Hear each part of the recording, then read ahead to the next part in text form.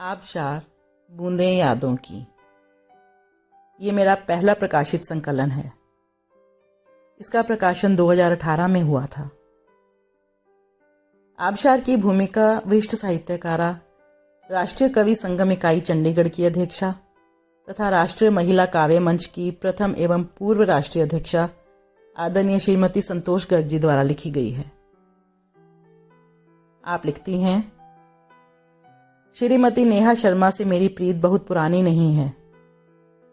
शादी के बाद 34 साल तक हिसार हरियाणा मेरी कर्म भूमि रहा है। सिर्फ 6 साल से मोहाली चंडीगढ़ में हूँ। नेहा जी और हम कुछ महिलाएं मिलकर कुछ वर्षों से एक एनजीओ चला रही हैं। उसी के अंतर्गत हम 15 बच्चों को अमृतसर श्री दरबार साहब के दर्शन कराने हेतु स्कूल के अन्य स्टाफ के साथ जा रहे थे। बस में ही जाते समय मौज मस्ती करते हुए हम घुल मिल गए। नेहा जी को जैसे ही मालूम हुआ कि मैं कवित्री हूँ और मेरी कई पुस्तकें भी प्रकाशित हो चुकी हैं, तो वह तुरंत अपना मोबाइल खोलकर दिखाने लगी कि देखो मैडम, मैंने भी अपना पेज बनाया हुआ है आबशार के नाम से, और वह अपने शेर पढ़कर सुनाने लगी। मुझे ताजुब हुआ देखकर कि इन्होंने 500 के करीब शेरों का भरपूर खजाना फेसबुक पर पेज रूपी संदूक में बंद करके रखा हुआ है।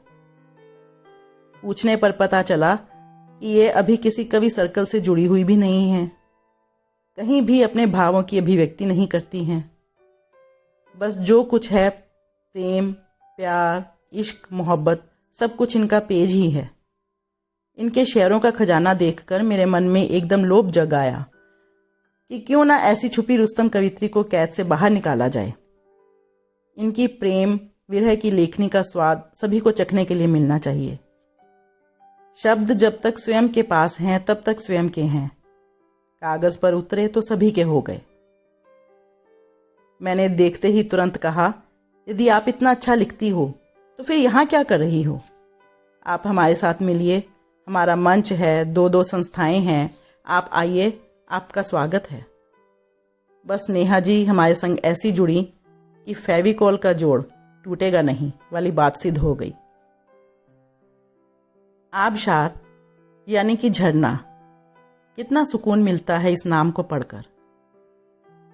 एक दिन जब नेहा जी ने बताया कि उनके शेरों की संख्या 1000 के करीब हो गई है, तो मैंने कहा आप पुस्तक प्रकाशित करवाइए। क्या ऐसा हो सकता है? मैं तो कुछ नहीं जानती, नेहा ने कहा। जब शेर देखे तो मैंने कहा, नेहा इनमें अभी सुधार की आवश्यकता है। तो कहने लगी, नहीं, मैं अपने भावों की वास्तविकता को भंग नहीं करना चाहती। हाँ, आगे से लिखते वक्त ध्यान अवश्य रखूंगी। मैंने कहा, ठीक है, जैसे आपको अच्छा लगे। पहली पुस्तक में हर लेखक नादानी कर बैठता है। भूमिका के लिए भी बच्चों की भांति मुझे आग्रह किया। मैंने कहा कि शहर में बहुत से सीनियर शायर हैं, उनसे लिखवा लीजिए, परंतु इनके स्नेह के आगे मुझे झुकना पड़ा। इनकी रंग बिरंगी जिंदगी, कहीं आहट, कहीं तन्हाई, कहीं रूठना तो कहीं मनाना। यकीन ही नहीं आता कैसे वक्त निकाल कर खामोशी में रहकर किस इत्मीनान से यूं हाले दिल बयां करके नेहा जी ने अपने प्रेम रूपी आबशार को पुस्तक का रूप दे डाला। भीतर से पूरी पूरी प्रेम प्यार से भीगी हुई नेहा किसी आशु कवि की भांति झट से शेर तैयार कर लेती है। इनकी शायरी प्रेम के किसी भी रंग रूप से अछूती नहीं है। जरा बानगी तो देखिए इनकी शायरी की। प्यार एक दूजे को पा लेने का ही तो नाम नहीं, एक दूजे में खो जाने को भी तो प्यार कहते हैं। याद है मुझे तुझसे मुलाकात की वो घड़ी, पहला प्यार पहली नजर में हुआ जिस घड़ी। शौक से आजमाओ गर आजमाना चाहो तुम, कि दावा नहीं हकीकत है ये मोहब्बत मेरी। गर एहसास होता कि तन्हा ही पहुंचेंगे मंजिल तक, तो ए इश्क हरगिज ना गुजरते तेरी बदनाम गलियों से। गलियों की रोशनी को जिंदगी की रोशनी ना समझ, जिंदगी रोशन अपनों से होती है, गलियों से नहीं। इस जहान में तो लोगों की नजर बदल जाती है, हमने फकत लिबास बदला तो हंगामा हो गया। कसम है तुझे प्यार की, मत मिलना आइंदा मुझे। सुना है दर्द जाग पड़े तो बड़ी तकलीफ होती है।